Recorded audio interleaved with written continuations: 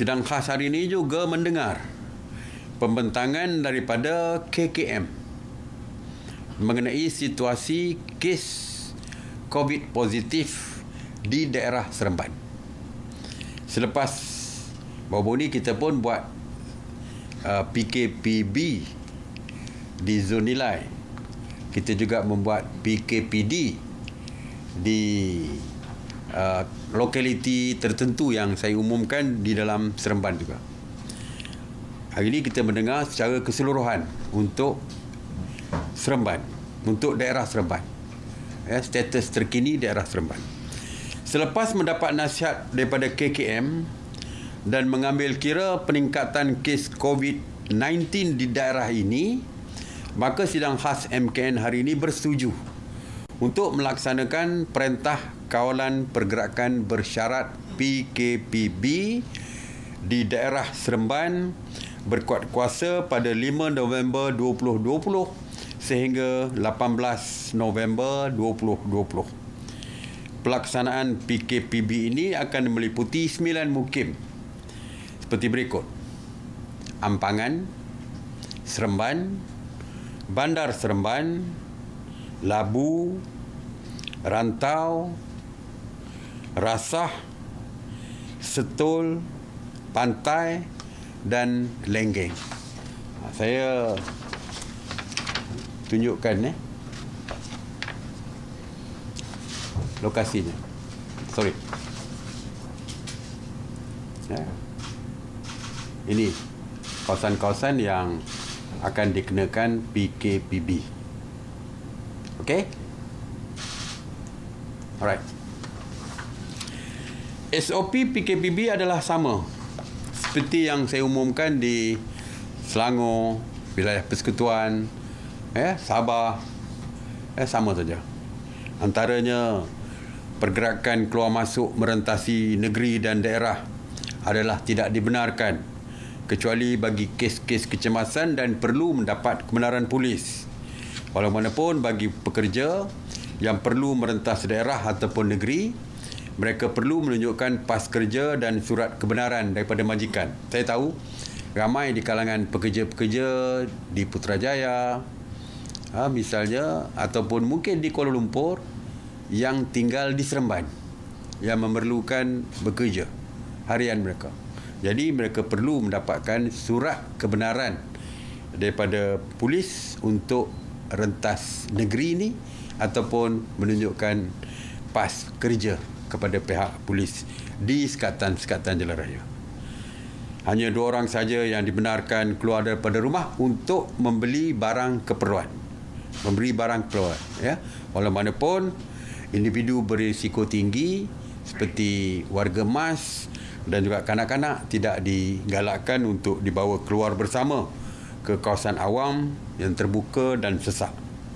Semua sekolah, institusi pengajian tinggi, institut latihan kemahiran, tadika, taska, pusat tahfiz adalah ditutup. Manakala mengenai aktiviti keagamaan di masjid dan surau seperti mengumandangkan laungan azan, solat berjamaah 5 waktu dan solat jemaat, ianya akan diputuskan oleh pihak berkuasa agama negeri. Seperti kita tahu bahawa kuasa mengenai hal ehwal Islam di setiap negeri adalah terletak di bawah negeri. Kalau di negeri-negeri yang beraja, Sultan merupakan ketua agama perlu mendapatkan kebenaran daripada Kebawah Duli Yang Maha Mulia Sultan, manakala di Negeri Sembilan saya percaya di bawah kuasa yang dipertua negeri, yang dipertuan negeri. Jadi ini yang tentu saja akan diumumkan oleh pihak berkuasa agama Negeri Sembilan. Aktiviti sosial dan budaya tidak dibenarkan, bermakna majlis-majlis perkahwinan dan sebagainya tidak dibenarkan. Pusat hiburan tentu saja seperti kelab malam tidak dibenarkan, walau bagaimanapun kegiatan ekonomi dibenarkan beroperasi seperti biasa, cuma mungkin waktu yang kita pendekkan. Seperti pasar harian dibuka daripada 6 pagi hingga 2 petang, Pasar Borong 4 pagi hingga 2 petang, Pasar Tani 6 pagi hingga 12 tengah hari, operasi pasar malam 4 petang hingga 10 malam. Walaupun pematuhan SOP yang ketat dengan diawasi oleh anggota rela. Stesen minyak dibuka 6 pagi hingga 10 malam kecuali di Lebuh Raya. Selama sebanyak Lebuh Raya 24 jam.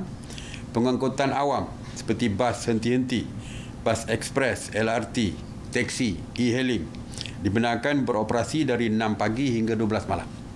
Kerana pejabat ataupun industri masih lagi dibuka, jadi mungkin shift malam masih ada. Jadi untuk pulang, sebab itu kita benarkan kenderaan awam beroperasi. Kenderaan membawa pekerja kita benarkan. Sektor perikanan, peladangan, pertanian, penternakan dan semua yang berkaitan dengan rantaian makanan dibenarkan beroperasi. Waktu operasi klinik, hospital kerajaan dan swasta kita benarkan 24 jam, manakala farmasi mulai 8 pagi hingga 11 malam. Sebenarnya banyak lagi SOP lain yang tidak saya sebutkan, dan untuk mendapatkan maklumat yang lebih detail boleh rujuk kepada laman Sesawang MKN. Walaupun kita perkenalkan PKPB di Seremban ini, daerah Seremban, bagaimanapun PKPD yang saya umumkan dulu di lot 1 Palang 7A, lot 1 Palang 7B dan 7F Putra Point nilai kekal seperti mana yang diumumkan sebelum ini. Jadi mereka masih lagi di dalam perintah PKPD.